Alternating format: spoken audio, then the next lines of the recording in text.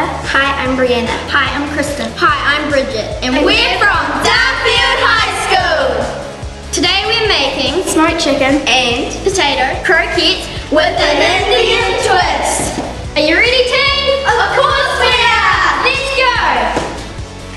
First we started by peeling our potatoes, then we placed them into a pot to boil until soft. We chop our chicken breasts into pieces and add Meggie favourites, butter chicken sachet, spring onions, herbs, 1 egg and breadcrumbs. We mould our chicken and mash mixture into small sausage-like shapes, dipped in bread and egg crumbs, then pan fry in hot oil until cooked. We put the Meggie cheese sauce mix into a saucepan with milk and curry powder. Our side salad had crisp baby lettuce and finely sliced green, red and yellow capsicum.